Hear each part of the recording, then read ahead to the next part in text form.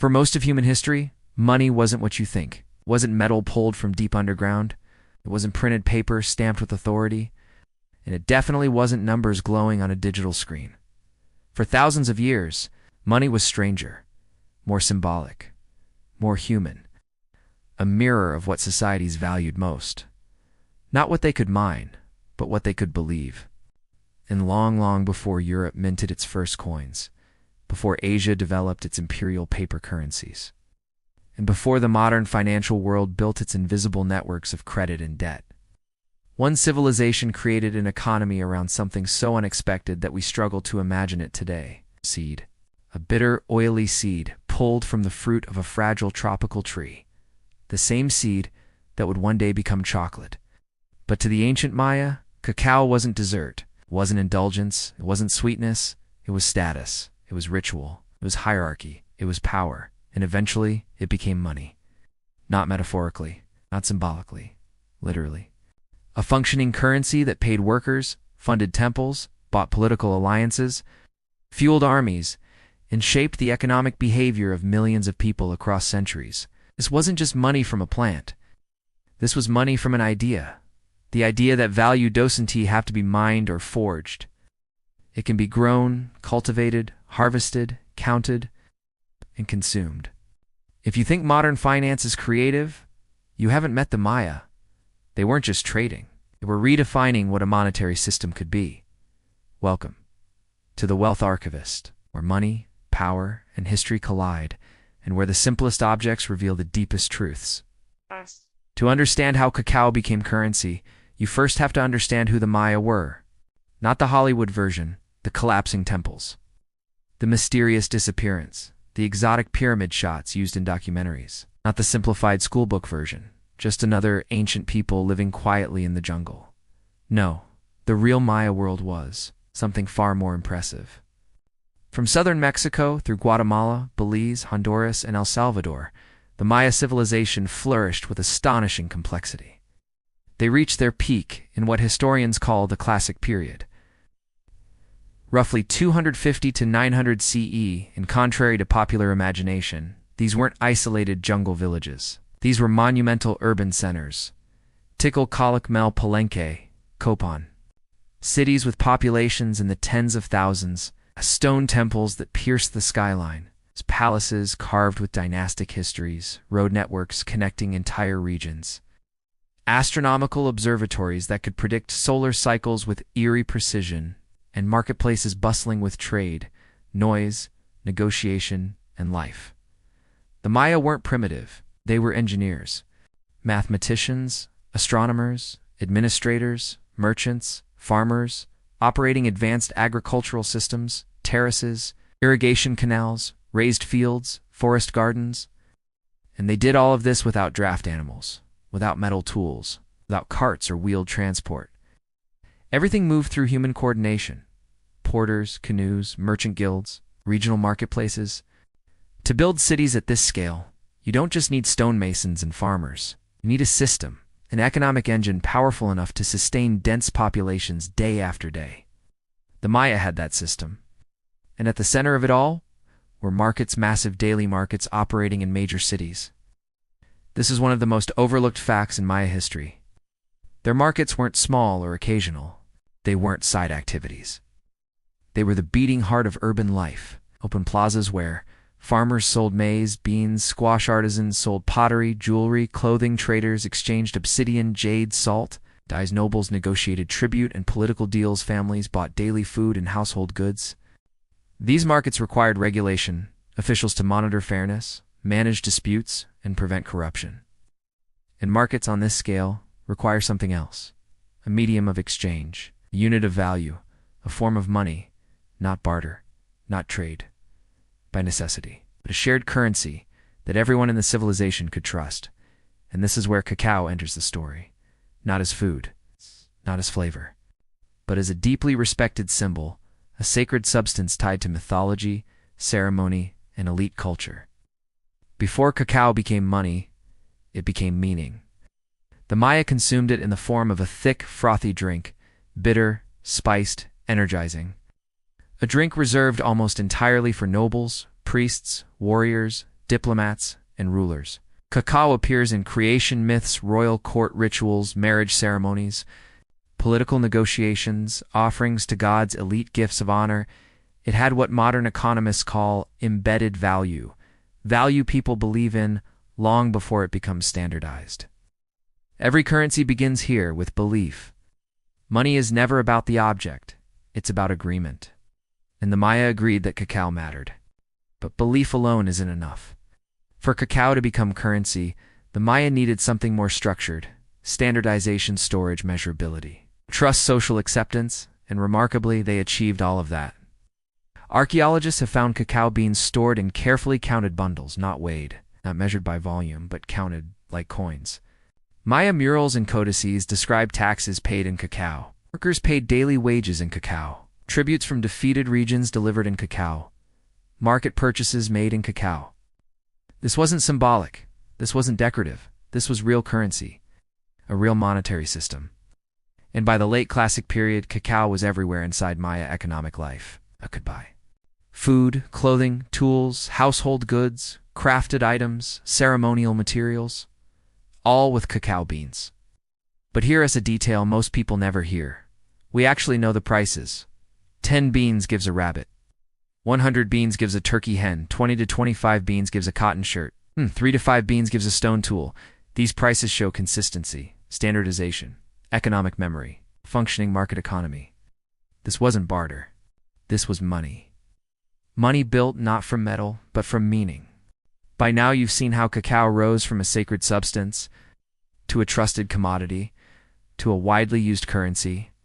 But the deeper you look, the more the Maya economy begins to resemble something astonishingly modern.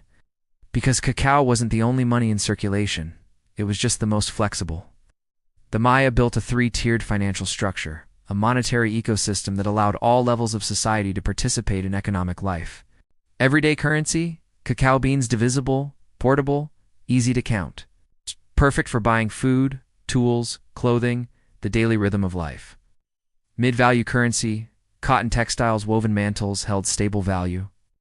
They were harder to produce, easier to store, and ideal for medium-sized transactions or regional trade. Think of them as large bills. High-value wealth, prestige goods, jade beads, obsidian blades, ceremonial ceramics, quetzal feathers, decorated ornaments. These were stores of long-term wealth used in tribute, diplomacy, elite gifting, and political deals. This 3-tier system is one of the clearest signs that the Maya weren't just farmers or builders, they were economic architects. They understood liquidity, value, scarcity, storage, and hierarchy. And like all economies, they faced a problem older than history itself: counterfeiting. It sounds unbelievable. It's true. Cacao beans could be hollowed out, emptied, filled with dirt, sand, or cheap powder, then resealed to look real. Spanish chroniclers wrote about markets flooded with fake beans. Enough that officials had to inspect beans, crack them open, or feel for weight differences. Imagine paying a laborer with beans, only for him to discover half his wages were fake. Maya had financial fraud long before Europe invented banking. It's a reminder, no matter the century, no matter the currency, someone will always try to cheat the system. But counterfeiting wasn't the only threat. Cacao came from a tree, a fragile organism that required warm climates, deep shade, steady rainfall, lowland river valleys, protection from pests if rainfall failed, if temperatures spiked, if disease spread, the cacao harvest fell. And when harvest fell, currency supply collapsed. Imagine living in a monetary system where a drought becomes a national liquidity crisis. A fungus becomes a recession. A storm becomes hyperinflation. Because when cacao was scarce, prices skyrocketed. When it was abundant, prices fell. This was a fully commodity-backed currency, just like modern gold-backed systems. Except gold doesn't rot. Cacao did. It could mold, dry out, become infested, lose aroma, lose value. And still, the system worked. For centuries. Strangely enough, their rotting currency behaved more like modern fiat money than like gold. Here's where the story becomes even more dramatic. Cacao trees only grew in specific lowland tropical regions. Wherever cacao grew, wealth followed. City-states realized something dangerous. If you control the cacao region, you control the money supply. If you lose it, your economy collapses. So war wasn't just fought for land, captives, or glory.